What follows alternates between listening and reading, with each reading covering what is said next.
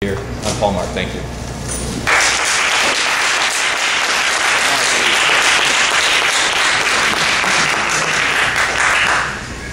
Stephen.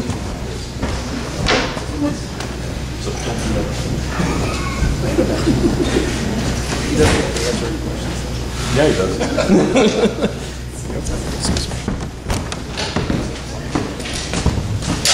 I was just asked to introduce myself really quickly. My name is Steve Herschel. I'm the campaign manager for Paul Mark. One of the problems with nepotism and corruption is the influence of money. One of the first things he did immediately after hiring me was he wrote out a paycheck for my first 4 weeks of pay.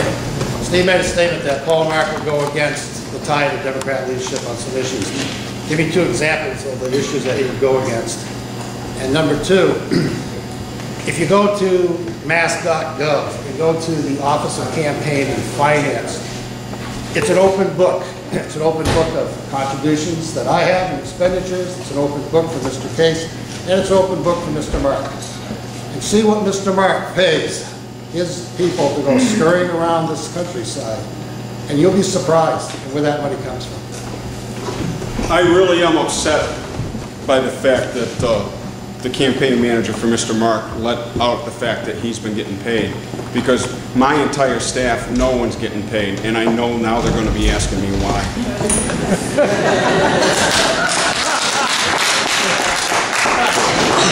Third, I'm disappointed because I came here specifically to meet all the candidates, and now I understand Paul's not here, and that speaks volumes to me, because I rearranged my whole schedule so I could come and shake hands and look eye to eye and ask questions.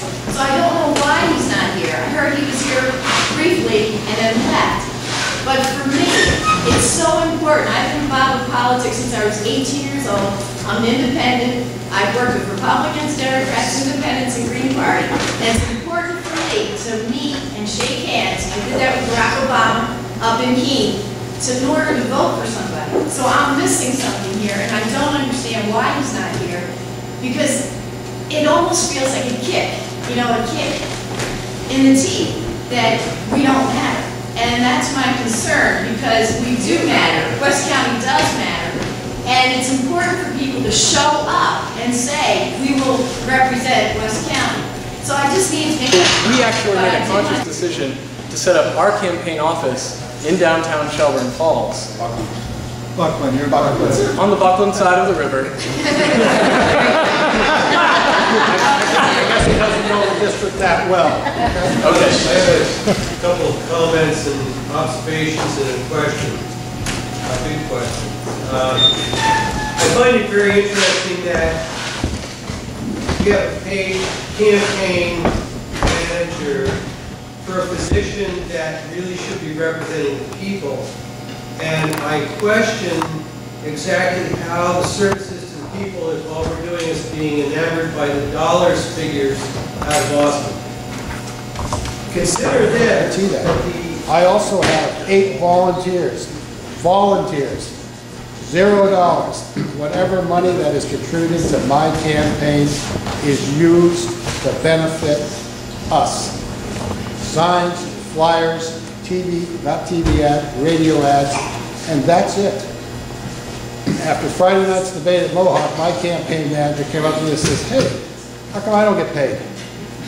I said, you have a choice. You can earn 0 or you can leave. We ended it right there. I'm out there working every single day to represent you, and you are definitely right. A legislator makes about $58,000 a year, and then let's add on per diem, the miles that is involved, that could be up to $9,000 a year. If you sit on committees and you're a chair or a vice chairman, you get more money. It's unacceptable. It really is. We're here to serve you, the constituents of the 2nd Berkshire District. You're not there to go down and say, I want a couple thousand more dollars because I sit on this committee, I sit on that. That's the choice I make. I wouldn't be doing this, and I'm not doing it for the money. I'm doing it because of the fact I love to do this for my district. I'm just curious how the fact that I'm a paid staffer has anything to do with the credibility of Paul's policies or his message. Plenty of campaigns, Deval Patrick, Charlie Baker, Jill Stein, Tim Cahill, candidates for Senate, for DA, almost every credible candidate uses staff. I don't understand how the virtue of hiring me. You're not calling these men credible? Huh? You're not calling these men credible? I didn't say that. Yes, you do.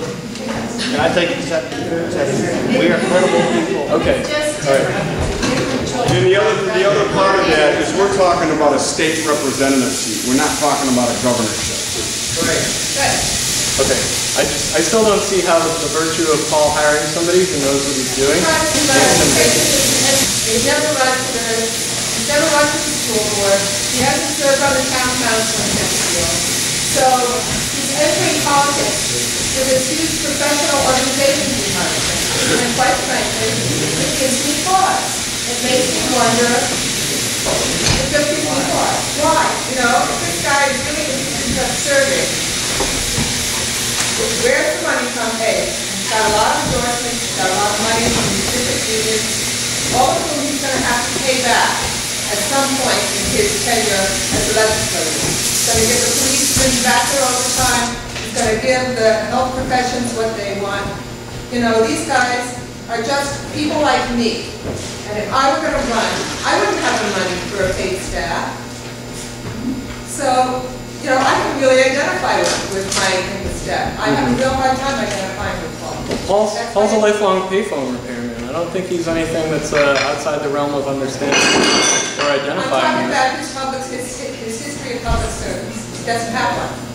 He doesn't have a history of public service. This is his first foray in public service. Where are you supposed to start? I mean, he's supposed to start at the cabinet level? I mean, our governor started... The school board, the town council. Our governor started at the cabinet level, in the Department of Justice. I mean, that's pretty high up there.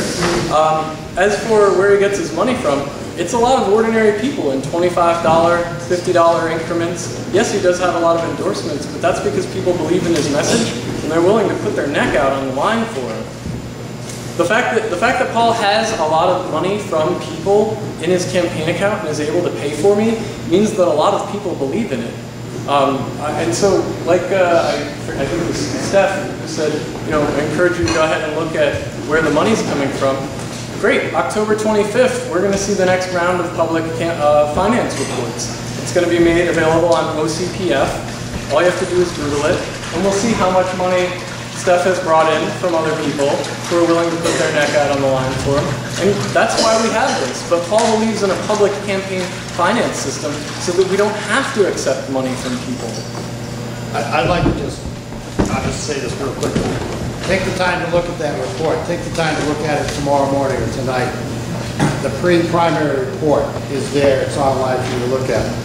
If you break down the figures, it's $19,000 from union support, $1,600 from individual support, and then there's a loan which is perfectly acceptable.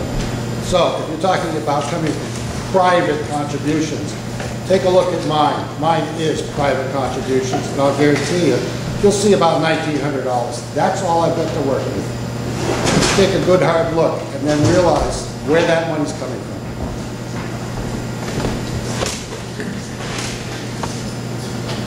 All of my funds came from individual contributions before the primary. Since the primary, I have gotten some small donations from organizations.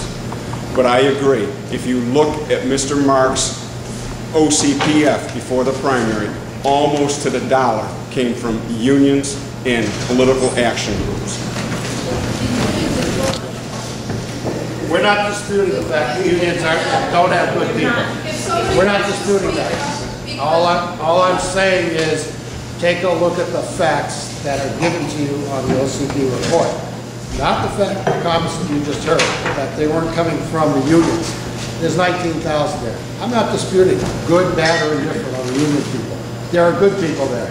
They work hard. I'm not saying anything negative against them. Look at the facts of where the finances come from. I guess